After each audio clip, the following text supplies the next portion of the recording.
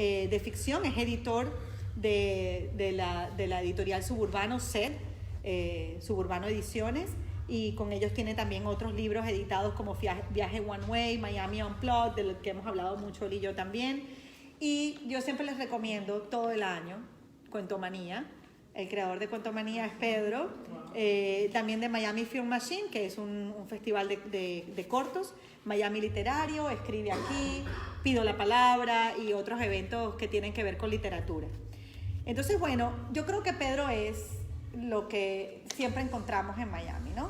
Alguien que viene de Latinoamérica, pero que al final se establece en Miami. Miami termina siendo ese centro donde queremos crear, donde queremos proponer, donde queremos hacer cosas, pero no específicamente venir y traer Lima a Miami o venir y traer La Habana a Miami, sino impulsar Miami.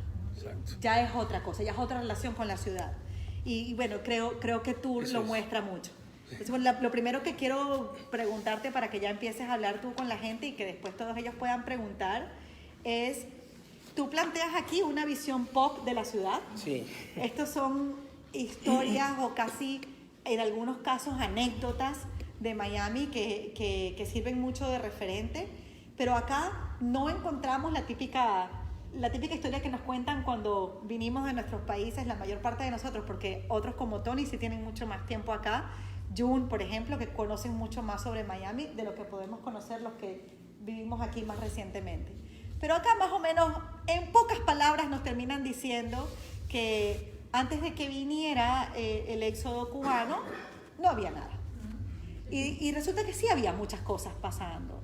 Y que pasaron muchas cosas además. Después que el éxodo cubano vino, pasaron muchas cosas que no tenían realmente relación con lo cubano. Es decir, había una vida en Miami que se estaba moviendo. Y además recibimos el éxodo de los cubanos. Claro. Entonces, esta historia pop que tú planteas aquí, justo rompe con la típica historia que nos cuentan. ¿Cómo te han recibido la gente que ha vivido mucho acá y de pronto dice, pero ¿dónde está el Mariel? ¿No? Bueno, primero, muchísimas gracias a Ainara y Mago y todos por la invitación y por acompañarme hoy. Espero que la pasemos muy bien. Mira, cuando recién saqué el libro, tuve una presentación que para mí fue una prueba de fuego, fue muy difícil, porque era una presentación en Nova para un público totalmente desconocido y anglo. Yo no sabía a quién me enfrentaba, no tenía idea, y el libro podía generar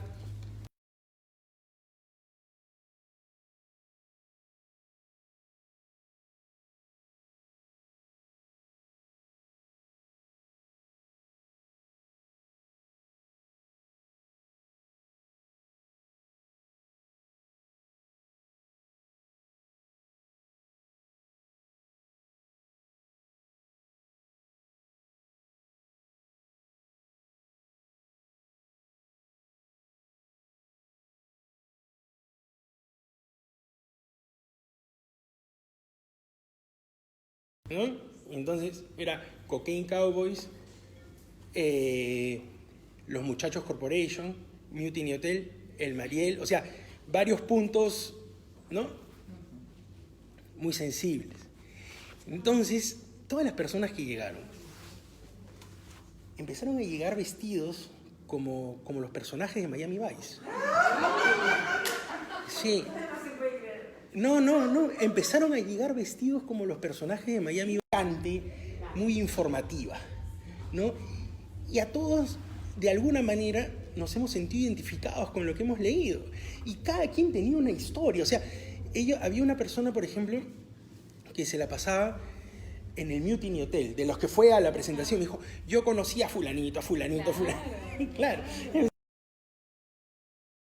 Sucursal de JP Morgan que había en Alhambra, o sea, acá nomás, ¿no? Y llegaban Willy Falcón y Salma Gluta, de los Muchachos Corporation, con maletas llenas de dólares y solamente podían traer 999,000 en cada esto porque no podían, en cada maleta traían eso.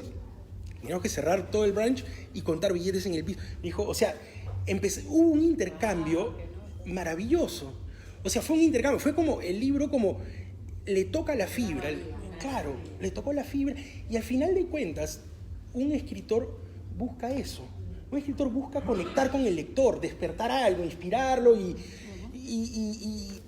así pasó con un tour, o sea, conocí mucho más de la ciudad de lo que ya conocía, compartimos muchas cosas, ellos me contaban muchas cosas, yo les contaba otras, cómo surge el libro, me dicen, bueno, yo desde que llegué me puse a leer sobre Miami, Augusta me conoce desde cuando yo empecé con Suburbano, ya sabe que yo siempre estaba metido en este tema, investigando, leer, siempre, desde que llegué. Entonces, y esa es otra forma de conocer la historia, ¿no? Ellos la conocieron en vivo y en directo, mucho de todo esto, y yo la conocí investigando, y ellos, o sea, muy contentos, muy tranquilos. Reciben muy bien la Muy historia, aunque venga de una investigación de un extranjero. Muy ¿no? bien, No es, muy bien. Eso no marca. Las historias que tú estás poniendo acá, o sea, las enriquece muchísimo, hasta el punto que podrías en una nueva edición agregar tal vez la historia que ellos mismos te han Claro. Aportado, sí. Con un señor de ellos me fui a tomar café, el otro señor, nos fuimos a tomar acá a Versalles. Todos viven en Broward, pero él dijo, yo a veces voy por trabajo. Un señor bastante mayor que yo, pero me dijo, pero me quiero hacer amigo tuyo, así que vámonos a tomarnos un café, me dijo, y nos fuimos a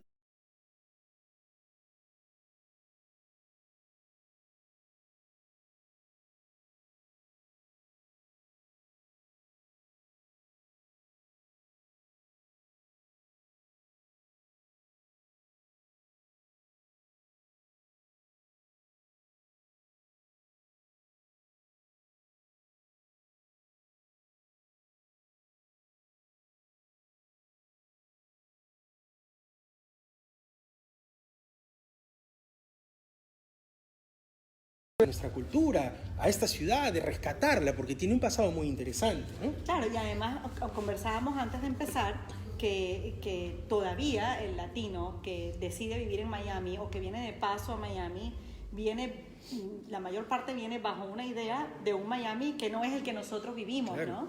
Le comentaba a Pedro lo que Luis Isla decía sobre Miami después de que vino a dar el primer curso. Él no entendía por qué lo estábamos trayendo a Miami, nunca pensó que Miami podía ser un lugar. Creía que le ibas a llevar a la playa. Creía que íbamos a ir al mall. Al Dolphin Mall. No entendió nunca. De hecho, Sobres. nunca se había interesado en tener una visa de turismo vigente para poder venir acá. O sea, su mente no estaba puesta en los Estados Unidos y si hubiera sido así, no habría sido Miami. Pero luego de su primera visita, bueno, primero que ha venido todos los años y ahora viene hasta 2 veces, él mismo ha sido embajador de Miami, fuera de Miami. Defiende mucho que hay otra cosa, que no es solamente venir al Dolphin Mall o a la Aventura.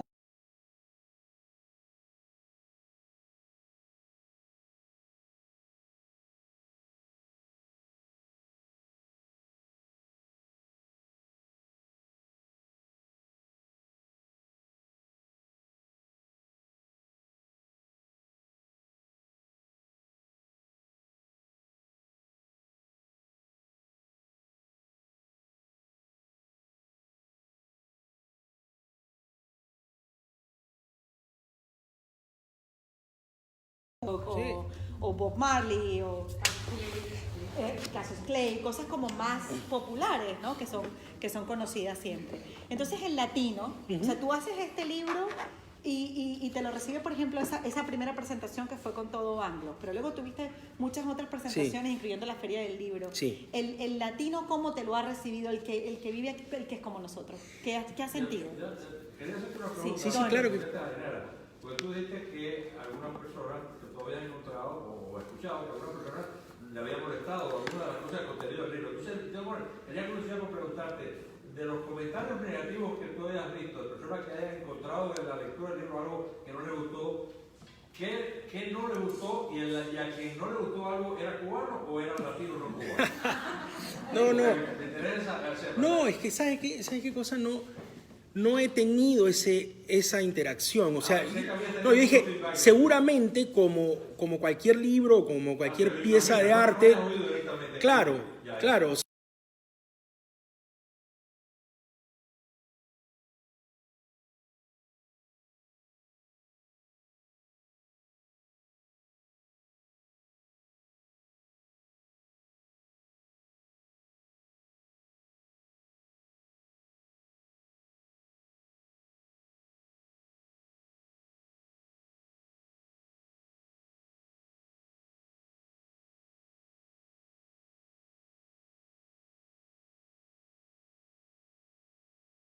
Eso fue lo que más me impactó. Y además a mí me encanta. Yo decía, No tenía no idea. puede ser que yo no sabía eso. Claro, o no sea, tenía idea de eso. Y ese tema es muy simple. O sea, cuando uno lee biografías, por ejemplo, Bob Marley, a Marley lo relacionan con Londres, lo relacionan con Nueva York, pero jamás con Miami.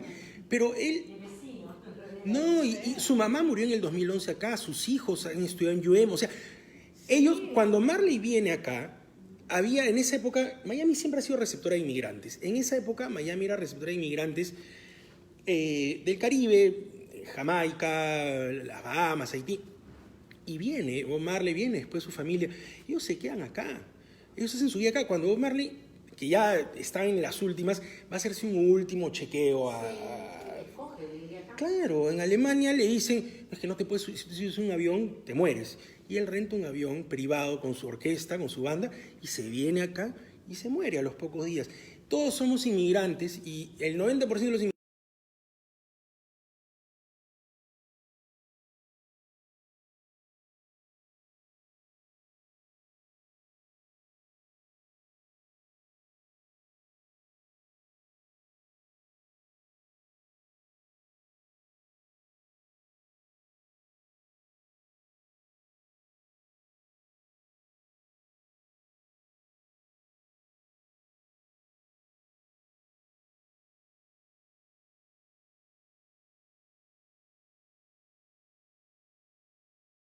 Está el hogar. La base. Claro.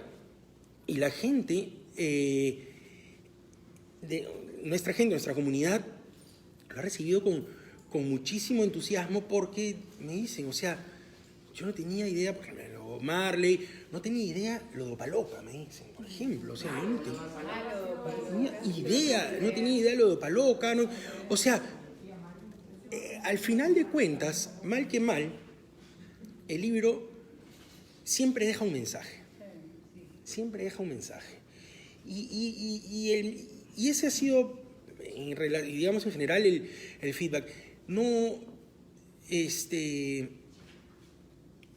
hay... A ver, tú comentabas hace un rato, ¿no? Que desde antes de los 80, cuando llegó la comunidad cubana, no había nada. No, o sea, no ha habido como que nadie exaltado por decir, no, pero... No, es que sí había mucho. O sea, había mucho, o sea, había un montón. Entonces...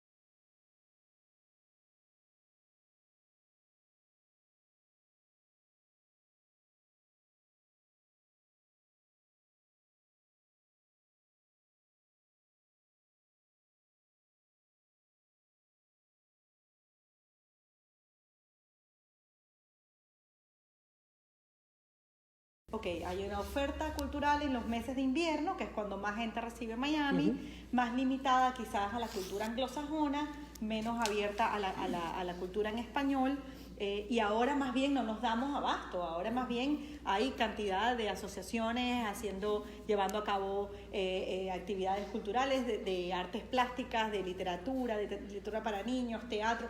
El Festival Internacional de Teatro Hispano, todos los julios. En realidad hay mucha más oferta ahora que hace 15 años, si quieres.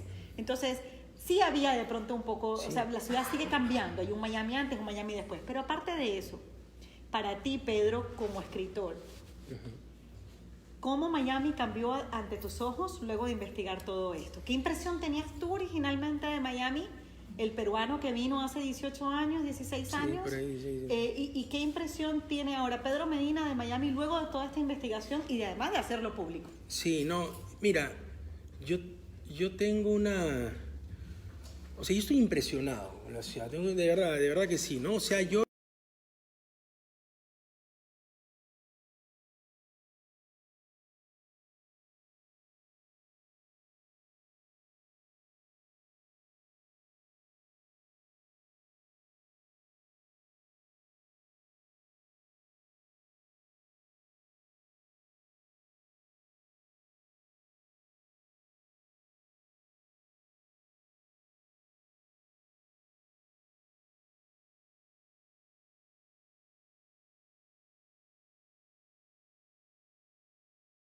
en una palabra, Miami es una ciudad mucho más interesante que lo que ella misma cree. O sea, es interesantísimo. O sea, incluso desde antes que sea inscrita como ciudad en 1896, toda la parte previa a la guerra con los indios Seminoles, el Fort Dallas, que era lo que es Key Biscayne, todo eso es interesantísimo. O sea, hay una historia interesantísima. O sea, hay una parte histórica, hay una parte muy popular donde han habido muchos artistas, muchos, ¿no? Miami, a pesar de ser muy joven, tiene unos periodos fáciles de identificar, ¿no? O sea, tiene sus picos, o sea, tiene una época hotelera, ha tenido una época, ha tenido los 80, ahora después tiene la época, la capital latinoamericana, ahora para mí estamos viviendo el capítulo venezolano de Miami, que en unos años, en 15 años, en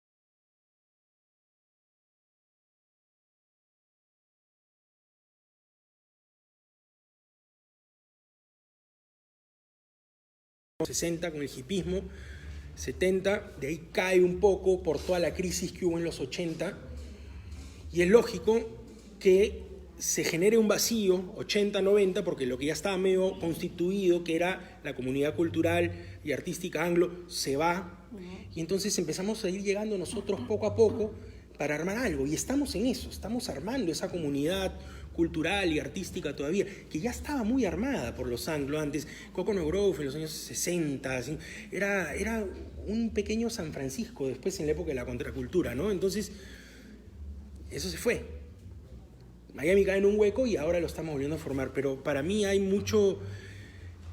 A mí, personalmente, la ciudad me parece muy interesante y que además está en lo cultural en una etapa de formación y de crecimiento todavía. De formación y Claro, de crecimiento. Claro. Claro. Sí.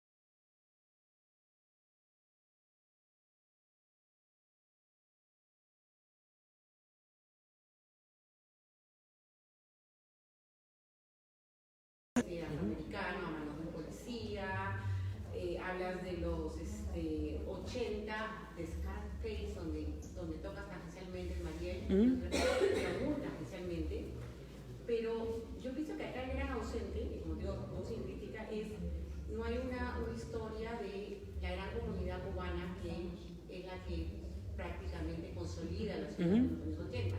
¿En qué sentido? Hay historias, ponte como la de el dueño de Versace, o la del dueño del Dorado, que vino exiliado en los años 50, y el bote, ¿no?, del dueño de la carpintería, esa que era una carpintería en esa época, se llama El Dorado. Sí. Pone El Dorado a Sí. Dorado justamente por el nombre con el que él sale de Cuba, y todas las penurias que pasa para traer a sus hijos y todo lo demás.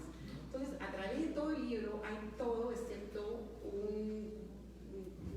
una referencia absolutamente en un solo cuento, en un solo artículo, veo que hablas de la calle 8, donde tratas de consolidar un poco tu estilo. O sea, la calle 8, ¿no? La comida, no sé, un montón de cosas que vas tocando así por esta ausencia, digamos, de un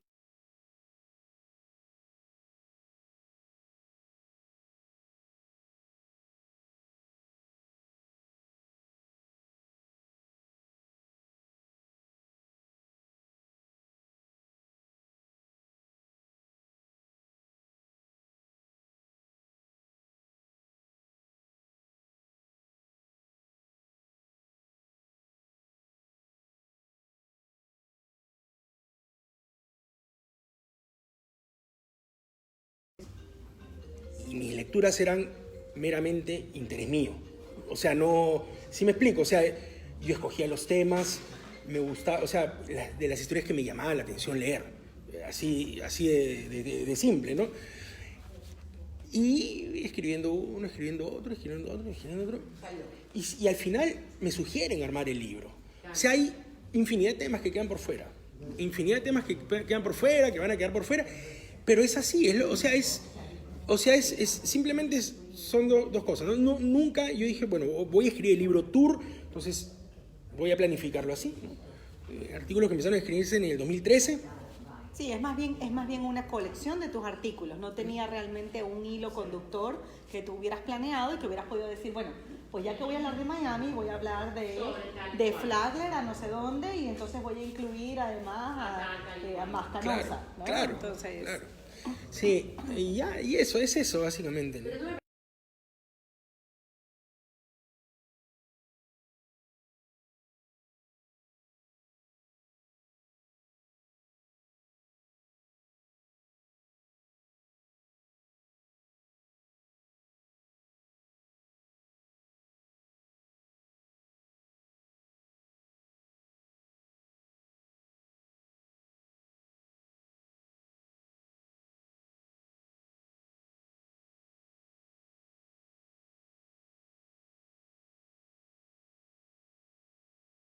Función A, ¿no? Y era difícil salir de ese entramado. Claro. De ese tramado, ¿no? Uh-huh. Entonces, al leer tu libro lo encontré refrescante, absolutamente refrescante, y como te digo, sí se me quedaron varias historias.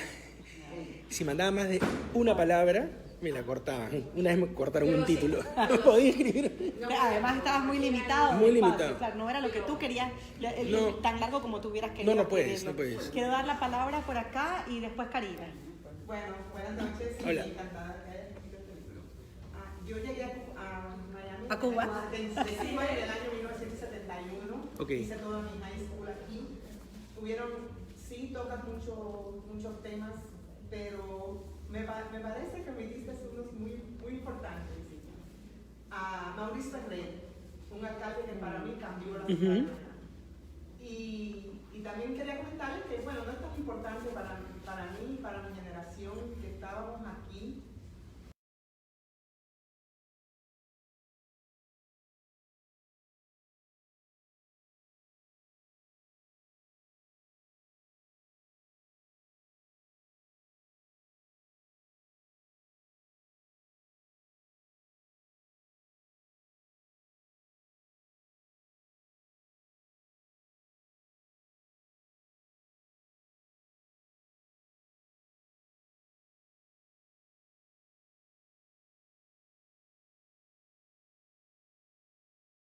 Música creo que no se podía omitir tampoco, porque también cambió lo que era la música. Sí.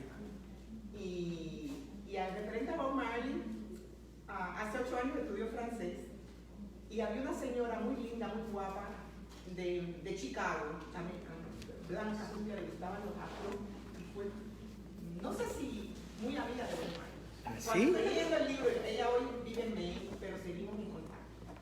Y a ella me le digo, Maggie, estoy leyendo el libro. Ay, tenemos que sentarnos porque de Bob Marley tengo mucho que contar. Ya. ¿Te das cuenta, pero cómo uno va conociendo? Mira cómo estamos conociendo lo de los bailes de los 70, por ejemplo, con lo que tú... Ella era fotógrafa para las tiendas estas Anthropologie. Sí, claro. Sí, una señora muy interesante. Tuvo mucho dinero. Hoy vive en el seguro social porque viajó y se gastó todo la bomba y van, yo le digo a él. Pero un personaje muy interesante, pero sí conoció mucho a Bob Marley. Sí, es que una persona me contó algo muy similar a lo que tú estás contando, pero con Jimi Hendrix, porque también hablo un poquito de Jimi Hendrix en uno de los artículos. Hace poco una exposición de Jimi Hendrix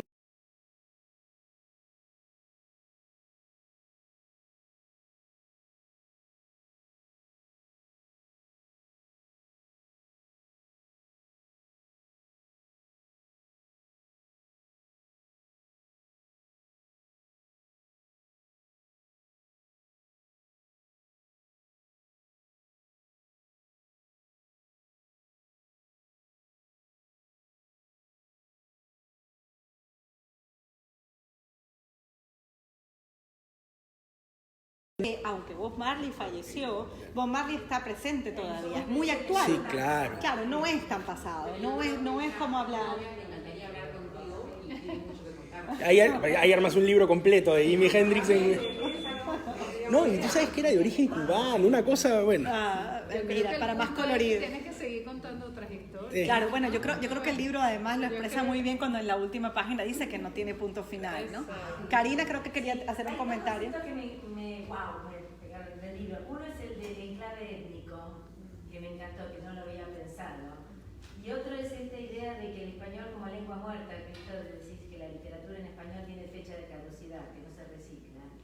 Y que es, bueno, lo primero que planteas es esto, ¿no? Lo del español como que tiene, en algún momento se va a terminar. Sí. Yo lo veo, nada, por mis hijas que vinieron a los 15 años Sí. una y a los 11 otra, y la que llegó a los 15, digamos, es bastante argentina y habla en castellano todo el tiempo, y la que vino a los 11...